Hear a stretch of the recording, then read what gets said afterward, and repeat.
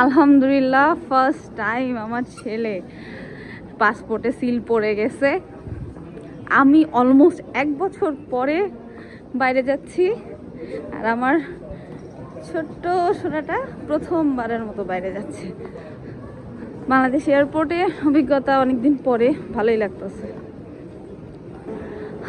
এখন প্রচণ্ড খিদা লেগে গেছে, লাউঞ্জে যেয়ে কিছু খেতে হবে, তারপরে আমাদের ফ্লাইট। অনুভূতি কি শিয়া? সাজিদকে তো আসলে জিজ্ঞেস করে লাভ নাই, এই ভিডিওগুলো করে রাখবো যেন বড় হইলে সে দেখতে পারে যে আমার মামা পাপা আমাকে এয়ারপোর্টে নিয়ে গেছে, মালয়েশিয়া নিয়ে গেছে। হ্যাঁ, তুমি ঢুকে আগে একটু করো।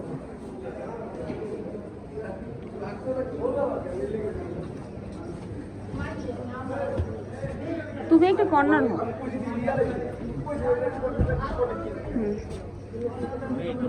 হ্যাঁ, দুই ছোট্ট একটা প্যাসেঞ্জার, এই প্যাসেঞ্জারের গাড়ি সবাই সাইড দিয়ে দেয়। এখনো জানি না ওর বেবি কটটা দেখতে কেমন বাকি, আর আমি ওর জন্য কি কি ক্যারি করছি সেটাও একটা ডিটেইল ভিডিও আমি করবো, বিকজ সবার হেল্প হবে। আমি ওর ব্যাকপ্যাক করার সময় ভালো কোনো ভিডিও পাই নাই, যার থেকে হয়তো আমি জানতে পারতাম। এয়ারলাইন্সে অফিসে কল করে যা জানতে পারছি তা দিয়েই করা, তবে অনেক হেল্প করছে ওরা, সেইভাবেই আর কি আমার গুছানো। আলহামদুলিল্লাহ সব কিছু যা যা নিচে এখনও আটকায় নেই, সিকিউরিটি চেক পার করতে পারলেই কমপ্লিট। এখন কিছু খাওয়া দাওয়া করতে হবে।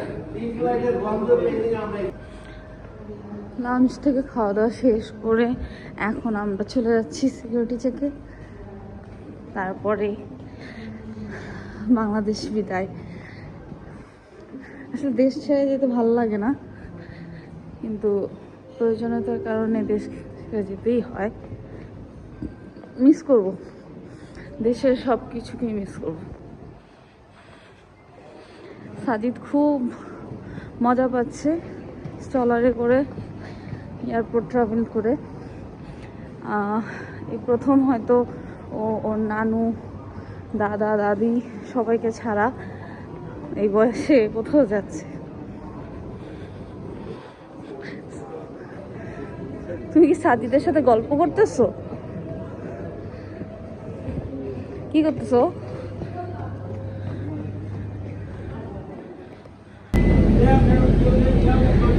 আমি জানি না সবাই এয়ারপোর্টে যে এত ভালো করে ভিডিও করতে পারে, আমি কেন পারি না। আমি খুব ম্যাসাকার অবস্থায় দৌড়াদৌড়ি করতে হয়, বিশেষ করে সিকিউরিটি চেকের সময় অনেক বেশি দৌড়াদৌড়ি লেগে যায় আমার। আমি লাউঞ্জে অনেকক্ষণ বসে বসে টাইম পাস করি, দ্যাটস ওয়াই সিকিউরিটি চেকের আগে একদম দৌড়াদৌড়ি লেগে যায়।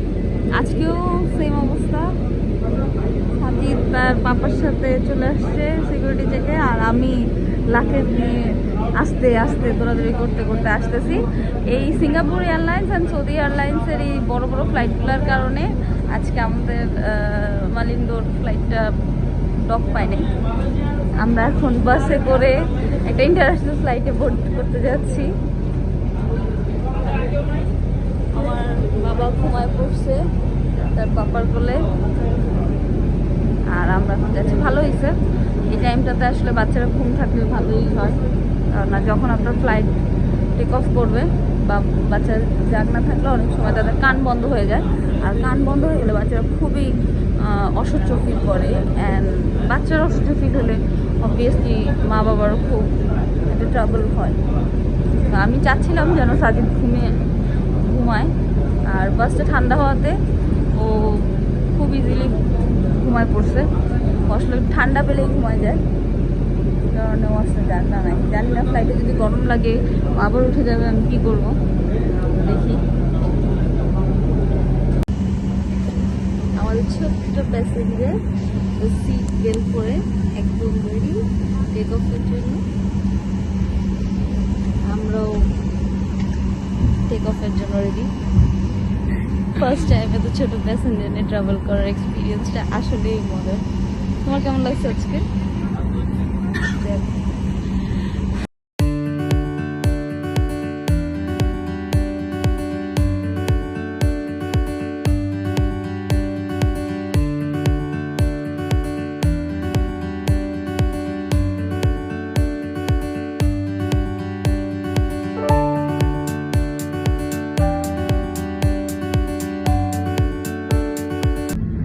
আলহামদুলিল্লাহ ইমিগ্রেশন শেষ করে আমরা এখন বের হয়ে পড়ছি বাসার উদ্দেশ্যে।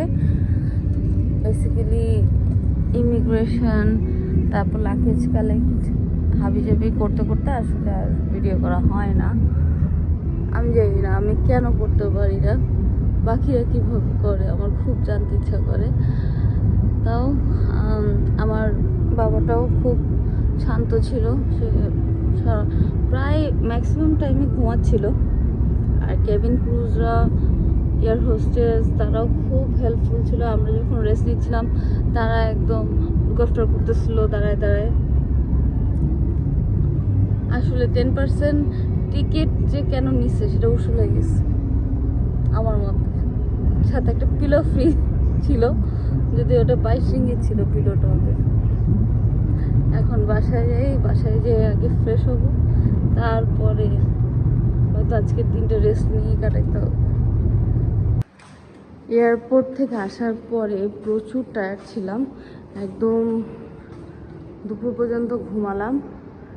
এখন যেটা হচ্ছে, আমাদের ফ্ল্যাট ছিল এটার টিভি নষ্ট, তারপরে আরও কিছু ইস্যুস আছে, যার জন্য আর কি ল্যান্ড ওনার চেঞ্জ করে দিচ্ছে, সরি ফ্ল্যাট ওনার। এটা ছিল আমার বিলিং ভিউ। এখন আমাকে একা একা সব চেঞ্জ করতে হবে, একা একা সব লাগেজ নিয়ে এখন শিফট করতেছি বিল্ডিং।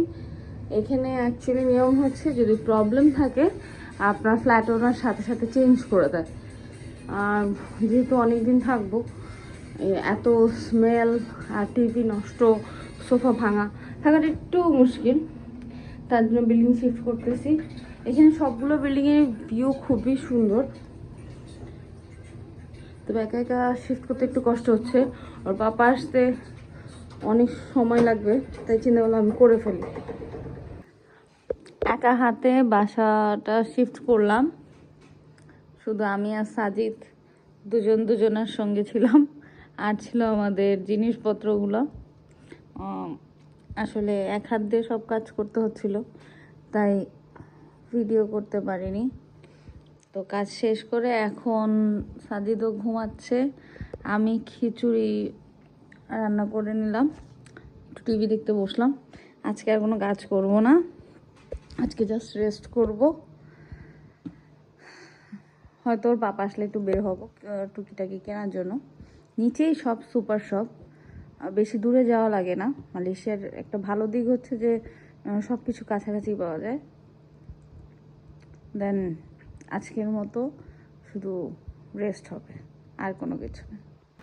লিফট দেখো, সারাদিন একা একা এই দুষ্টটা নিয়ে বাসা টাসা শিফট করার পরে এখন বাইরে যাওয়ার সুযোগ হয়েছে। এইটা অ্যাকচুয়ালি ওইদিকে হচ্ছে নদী, পাহাড় অ্যান্ড রাস্তা। আমরা শিফট করার কারণে আমাদের বাসার মানে ফ্ল্যাটটা এখন রোডের দিকে চলে গেছে। এই লিফটটা না অদ্ভুত, বুঝছো, 13 পুরো উঠে না, কোশ্চেন মার্কের মতো লাগে। আমি যখন শিফট করতেছিলাম, একজন চাইনিজ, সে বাংলাদেশে গেছে, মানে একটা প্রজেক্টে চিটাগাংয়ে বিভিন্ন জায়গায় গেছে আর কি। চাইনিজদের প্রজেক্ট যেখানে যেখানে চলে, সে ভাঙা ভাঙা বাংলা বলতে পারে। সে আমাকে 13 তলা পর্যন্ত এনে মানে লাগেজগুলো বের করেছে। আই এম চাইনিজ, আমি ভাঙা ভাঙা পাই। সে 7 তলায় থাকে, মানে বাংলাদেশি ফুড। ওকে, এই গ্রাউন্ডে তো পার্কিং, গ্রাউন্ডে আসছো কেন? ফার্স্ট ফ্লোরে।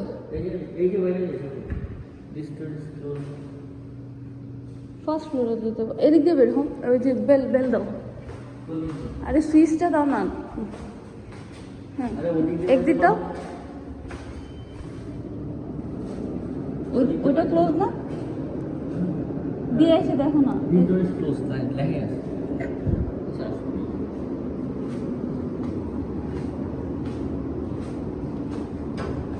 পার্কিং দিয়ে বের হয়ে গেছি বলে সমস্যা না, একদিক দিয়ে ভালোই হয়েছে।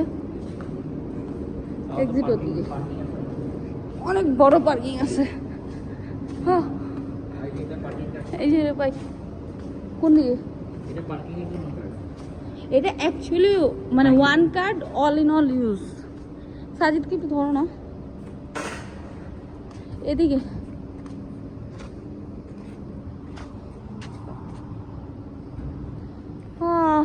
ওই পাশে চলো তো। এইবার হয়তো আমার এটা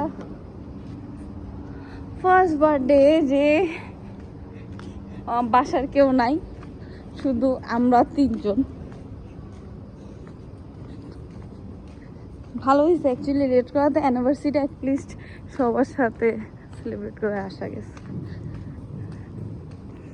এখন হেঁটে হেঁটে আমরা নিচে একটা মল টাইপের আছে, সেটা একটু এক্সপ্লোর করি কি কি পাওয়া যায়।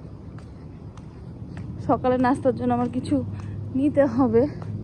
আমি অ্যাকচুয়ালি যা নিয়ে আসছি ওটাতে সকালে স্ন্যাক্স কিছু নাই।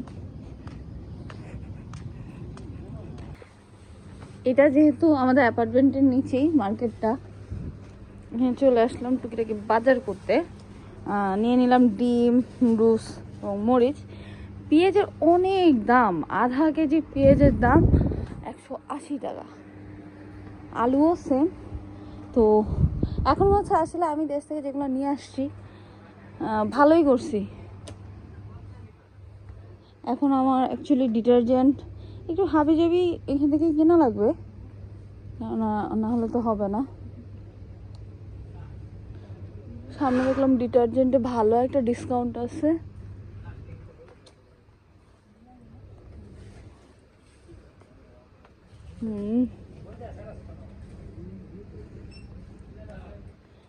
তবে এখানে এসে একটা ভালো জিনিস দেখলাম, সেটা হচ্ছে আমাদের প্রাণের নুডলস।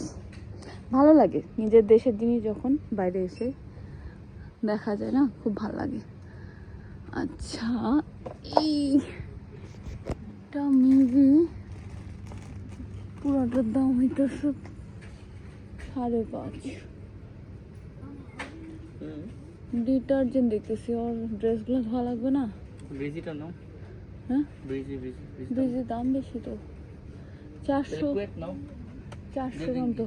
আচ্ছা, ওইখানে এরিয়াল বড়টা দিতেছে 10 রিঙ্গিত দিয়ে। ওটার ওয়েট কত একটু দেখবা? 1 কেজি। 1 কেজি 10 রিঙ্গিত হয়, এটা 400 গ্রাম। 400 গ্রাম হ্যাঁ? ওয়েটটা নাও। 1 রিঙ্গিত। 1.5 রিঙ্গিত। এটা নেই, এটা তো অনেক ছোট। 100 গ্রাম 100 গ্রাম 400 গ্রাম, এটা 400 গ্রামের দাম হবে তাহলে 200 গ্রাম হচ্ছে 3 রিঙ্গিত, 6 রিঙ্গিত এর দাম। তাহলে এক কাজ করি, এরিয়ালটা নিয়ে নিই, না 10 রিঙ্গিতে বড় হয়ে যাবে। নাই তো ওয়াশিং মেশিন নেই। হ্যাঁ আছে, কোন জায়গায়? ওই যে ক্লিনিং রুম না, ওটার ভিতরে। তাহলে নিয়ে নাও। আমি অলওয়েজ সুপার সেভিং জিনিস চিন্তা করি।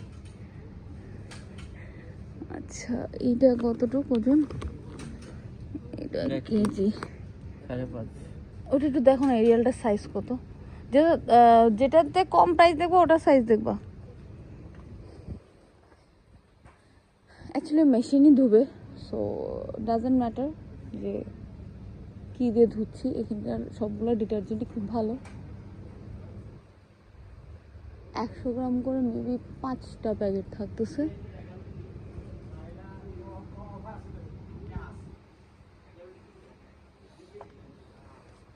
হ্যাঁ হ্যাঁ, ওটা 11.99। ওইটাই দিব। আচ্ছা হ্যাঁ, ভালো তো, ওটাই নিয়ে নিই। এখানে কিছু মসকিউটো, তারপরে টেপ, স্কচ টেপ, অনেক কিছু আছে। আসলে এগুলো দেখলেই কিনতে মন চায়, কিন্তু এবার কিনতে পারবো না, মানে এবার সুপার সেভার মুডে চলা লাগে। তবে হ্যাঁ, আমি এটা আজকে নিব না, কিন্তু এটা আমি নিব। এই সাইজটা ফ্লাইটে খুব ভালো ক্যারি করা যায়, আর যে কোনো জায়গায় যাওয়ার সময় ব্যাগের জন্য খুব ভালো। এটা আমি নিব। আজকে দিনের শেষটা এভাবে হচ্ছে। ফাইনালি এবার কেক ছাড়া বার্থডে হয় নাই। আমি ভাবছিলাম এবার হয়তো আর বার্থডে কেক কাটা হবে না। মিস করতেছি বাসার সবাইকে। আমার ছেলে কেক কাটা আগেই ঘুমাই গেছে, বাজার করতে করতে সে ঘুমাই গেছে, তার জন্য তাকে ছাড়া কেক কাটতে হচ্ছে। যাক আলহামদুলিল্লাহ, এবারের বার্থডেটা এভাবেই গেল ব্যস্ততার ভিতর দিয়ে। শেষ বেলায় কেক আসছে, অন্যবার শুরুর বেলায় কেক কাটা হয়, এবার শুরুর বেলায় সময়টা আকাশ পথে গেছে।